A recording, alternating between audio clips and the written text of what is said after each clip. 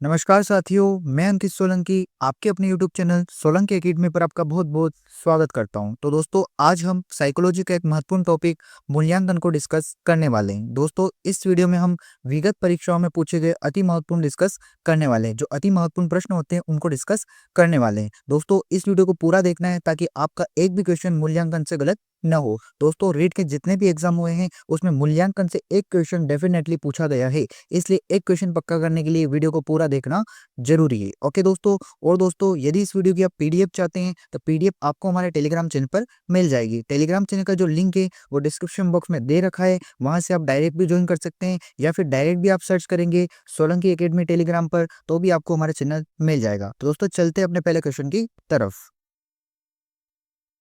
पहला क्वेश्चन दोस्तों आपको दे रखा है कि निम्न में से कौन सा मूल्यांकन का एक प्रकार नहीं है, वो आपको बताना है। चार ऑप्शन दे रखे हैं, उनमें से आपको बताना है कि कौन सा मूल्यांकन का प्रकार नहीं है। ऑप्शन ए आपको दे रखा है मानक, बी आपको दे रखा है निर्माणात्मक, सी दे रखा है योगात्मक और डी दे रखा है सीसीई। तो कौन सा ऑप्शन करेक्ट हो जाएगा? तो इसका जो करेक्ट आंसर हो जाएगा वो हो जाएगा मानक। मानक दोस्तों मूल्यांकन का प्रकार नहीं होता है, निर्माणात्मक होता है, योगात्मक होता है आपके, और सीसीबी किसका प्रकार होता है? मूल्यांकन का प्रकार होता है। लेकिन मानक नाम का कोई भी आपका मूल्यांकन का प्रकार नहीं होता है। ये क्वेश्चन आपके रीट लेवल 1 का जो एग्जाम हुआ था 2016 में दोस्तों, उसमें क्वेश्चन पूछा गया था। ठीक है, नेक्स्ट क्वेश्चन देखते हैं।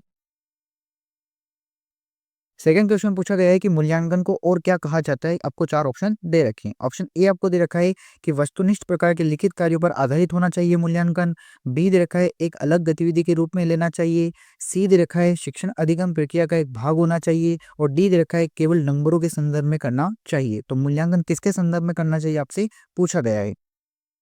तो इसका करेक्ट आंसर क्या हो जाएगा? इसका करेक्ट आंसर हो जाएगा सी। इसका करेक्ट आंसर हो जाएगा शिक्षण अधिगम प्रक्रिया का एक भाग होना चाहिए। ओके दोस्तों, नेक्स्ट क्वेश्चन देखते हैं।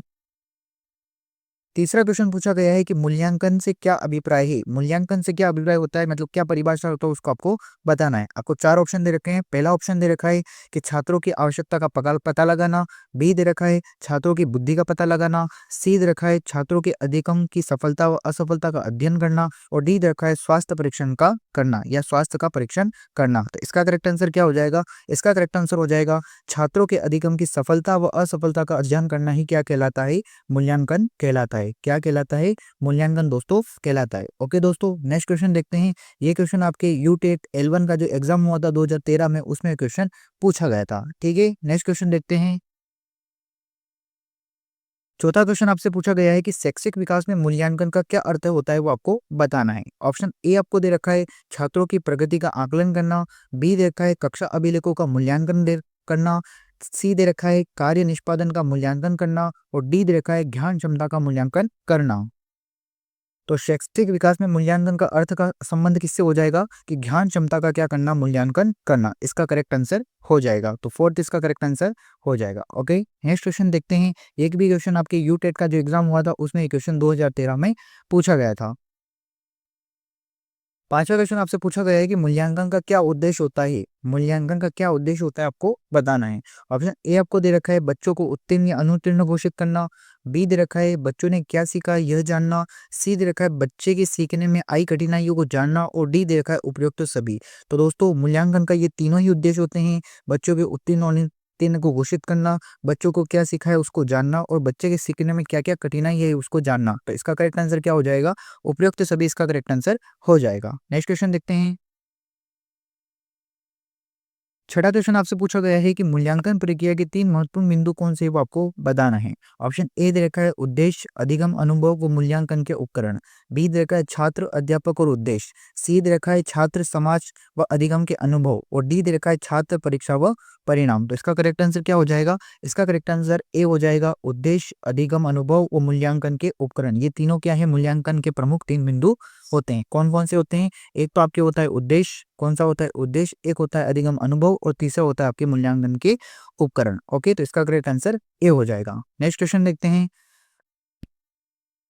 सातवां क्वेश्चन आपसे पूछा गया है कि सतत एवं व्यापक मूल्यांकन का अर्थ क्या होता है, वो आपको बताना है। जो सतत एवं व्यापक मूल्यांकन होता है उसका अर्थ क्या होता है वो बताना है। ऑप्शन ए दे रखा है सभी विषय में अधिगम को सुनिश्चित करने हेतु निश्चित अंतराल पर नियमित आकलन करना, बी दे रखा है योग्यताओं, व्यक्तित्व तथा कौशलों आदि के व्यापक क्षेत्र में अधिगम को अभिलेखित करने हेतु आकलन, सी दे रखा है जिन संबंधित विषय क्षेत्रों में विद्यार्थी कमजोर है उनमें उपचारात्मक शिक्षण प्रदान करने हेतु आकलन।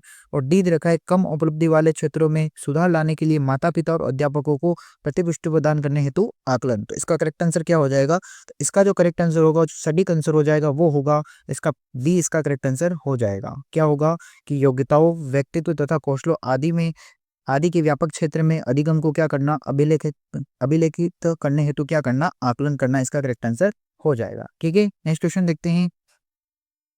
8वां क्वेश्चन पूछा गया है कि सतत एवं व्यापक मूल्यांकन से क्या तात्पर्य। दोस्तों देख सकते हैं कि 3 एग्जाम में लगातार पूछा गया है कि सतत एवं व्यापक मूल्यांकन से क्या तात्पर्य होता है, वो आपको बताना है। तो सतत एवं व्यापक मूल्यांकन का क्या अर्थ तात्पर्य होता है? ऑप्शन ए आपको दे रखा है नियमित रूप से मासिक परीक्षा लेना। बी दे रखा है सीखने की प्रक्रिया के दौरान शैक्षिक एवं शैक्षिक क्षेत्रों का नियमित रूप से आकलन करना।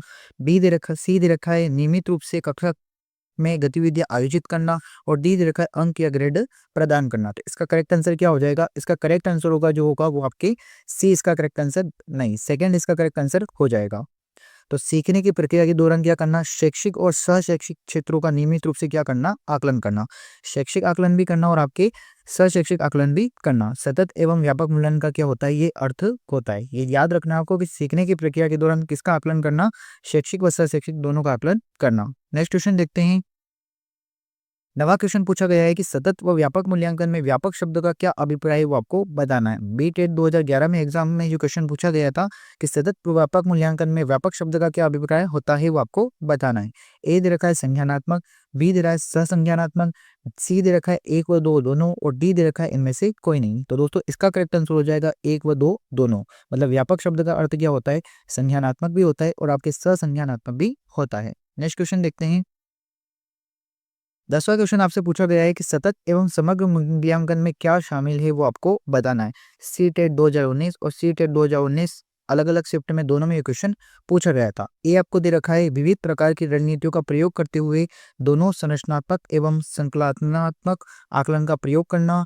बी दे रखा है केवल संरचनात्मक आकलन। सी दे रखा है केवल संकलनात्मक आकलन। दोनों अलग अलग है, ये संरचनात्मक है और ये संकलनात्मक है। ठीक है, संकलनात्मक है। ओके, और डी दे रखा है न तो संरचनात्मक और न ही संकलनात्मक। ठीक है, और न ही संकलात्मक। ओके, तो इसका करेक्ट आंसर क्या हो जाएगा? इसका करेक्ट आंसर जो हो जाएगा वो हो जाएगा आपके दोस्तों, इसका आपका करेक्ट आंसर होगा आपके ए। इसका करेक्ट आंसर हो जाएगा कि विविध प्रकार की रणनीतियों का प्रयोग करते हुए दोनों संरचनात्मक एवं संकलनात्मक आकलन का प्रयोग करना। ओके, इसका करेक्ट आंसर हो जाएगा। नेक्स्ट क्वेश्चन देखते हैं।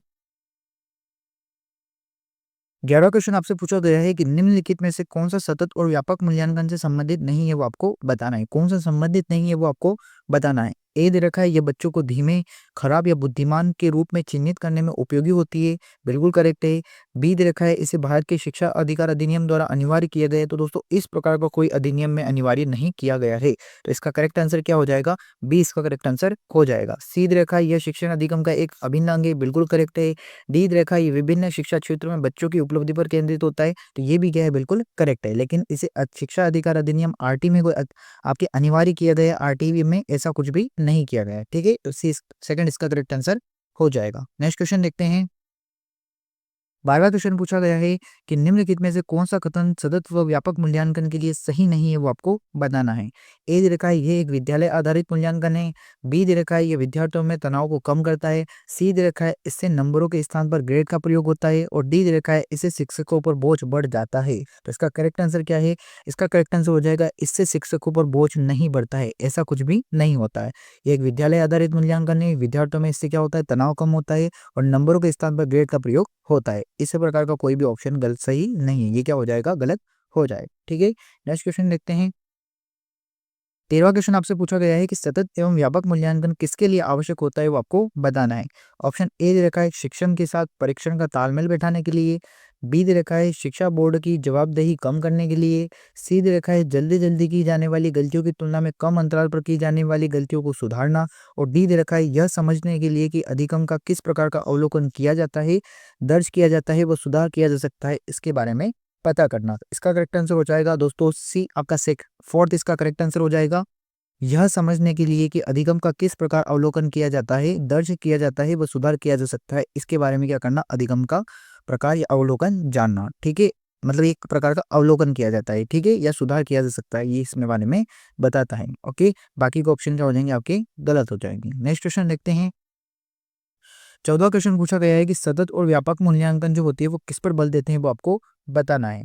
ऑप्शन ए आपको दे रखा है बोर्ड परीक्षाओं की अनावश्यकता पर, बी दे रखा है सीखने को सुनिश्चित करने के लिए व्यापक स्तर पर निरंतर परीक्षण के लिए, सी दे रखा है सीखने को किस प्रकार अवलोकित रिकॉर्ड और सुधारा जाए, और डी दे रखा है शिक्षण के साथ परीक्षण का सामंजस्य करने के लिए। तो इसका करेक्ट आंसर क्या हो जाएगा? इसका करेक्ट आंसर जो हो जाएगा वो आपके सी इसका करेक्ट आंसर हो जाएगा। ठीक है, सी इसका करेक्ट आंसर हो जाएगा कि सीखने को किस प्रकार अवलोकित करने के लिए, रिकॉर्ड करने के लिए और उसे किस प्रकार सुधारा जाए, इसके बारे में क्या बताता है? सतत और व्यापक मूल्यांकन बताता है। मतलब क्या करना, पहले जो सीखा उसको अवलोकन करना, फिर उसका रिकॉर्ड करना और फिर उसको क्या करना, उसको सुधारने के लिए प्रयत्न करना। ओके, नेक्स्ट क्वेश्चन देखते हैं। 15वां क्वेश्चन आपसे पूछा गया है कि सतत और व्यापक मूल्यांकन के विषय में निम्नलिखित में से कौन सा कथन असंगत है, वो आपको बताना है।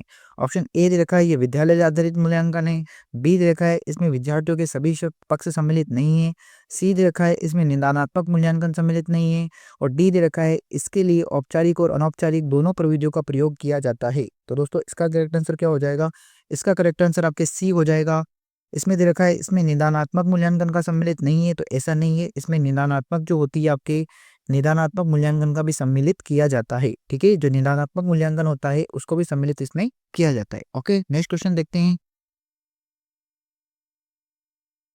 16 क्वेश्चन आपसे पूछा गया है कि निम्न में से कौन सा सतत एवं व्यापक मूल्यांकन का भाग नहीं है, वो आपके मतलब भाग नहीं हो सकता है, वो आपको बताना है। ए दे रखा है संचित अभिलेख, बी दे रखा है दत्त कार्य या दत्तक कार्य, सी दे रखा है अभिभावक शिक्षक बैठक, और डी दे रखा है एन के टोटल रिकॉर्ड या एनएक टोटल रिकॉर्ड। ठीक है, तो इसका करेक्ट आंसर क्या हो जाएगा?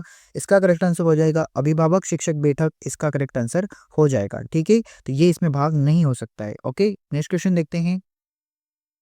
17वां क्वेश्चन पूछा गया है कि सतत एवं व्यापक मूल्यांकन जो होता है उसका प्रमुख उद्देश्य क्या होता है, वो आपको बताना है। ऑप्शन ए दे रखा है गुणात्मक होना, निदानात्मक होना, सी दे रखा है परिणात्मक होना, और डी दे रखा है उपयुक्त सभी। तो इसका करेक्ट आंसर क्या हो जाएगा? उपयुक्त सभी। गुणात्मक भी होता है, निदानात्मक भी होता है, परिणात्मक भी होता है। नेक्स्ट क्वेश्चन देखते हैं।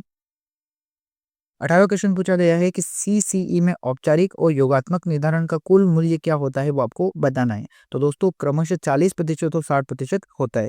तो जो आपके औपचारिक होता है उसका कितना होता है? 40% होता है, और जो आपके योगात्मक होता है उसका कितना होता है? 60%। तो औपचारिक का 40% और आपके योगात्मक का कितना होता है? 60% होता है। ये बात आपको ध्यान रखनी है। ओके, नेक्स्ट क्वेश्चन देखते हैं।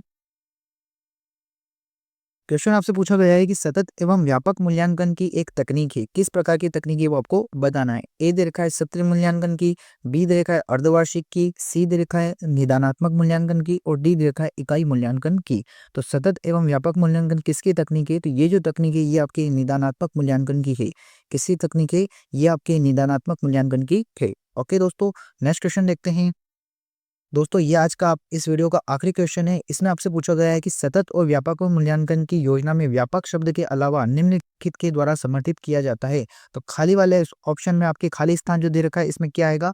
इसका आंसर जो दोस्तों इस क्वेश्चन का आंसर आपको कमेंट बॉक्स में बताना है। ठीक है, ऑप्शन क्या दे रखे हैं? ऑप्शन दे रखे हैं जेपी खुल गिलफोर्ड का बुद्धि संरचना का सिद्धांत, बी दे रखा है एल एल थर्स्टन का प्राथमिक मानसिक योग्यता का सिद्धांत, सी दे रखा है बहुबुद्धि का सिद्धांत, और डी दे रखा है आपके सूचना प्रगमन का सिद्धांत। तो दोस्तों कमेंट बॉक्स में इसका आंसर आपको जरूर बताना है। देखता हूं मैं भी इस क्वेश्चन का आंसर कौन बता सकता है, क्योंकि दोस्तों ये क्वेश्चन थोड़ा कठिन लेवल का है। तो हम देखते हैं कि हमारी यूट्यूब फैमिली में जो हमारे मेंबर्स है उसमें से कौन इसका क्वेश्चन का आंसर का जवाब देता है। तो दोस्तों वीडियो अगर अच्छा लगा हो तो हमें कमेंट्स बॉक्स में जरूर बताएं कि आपको वीडियो कैसा लगा हो, और दोस्तों आप किसी प्रकार का फीडबैक देना चाहते हैं तो वो भी आप हमें दे सकते हैं। तो दोस्तों वीडियो अच्छा लगा हो तो इसे लाइक करें, आगे भी ऐसी वीडियो चाहते हैं तो हमारे चैनल को सब्सक्राइब जरूर करिए। और दोस्तों इस वीडियो के पीडीएफ और विभिन्न प्रकार के आप शॉर्ट नोट्स चाहते हैं तो हमारे टेलीग्राम चैनल को जरूर ज्वाइन कर ले। तो दोस्तों मिलते हैं अगले वीडियो में, तब तक के लिए थैंक यू सो मच।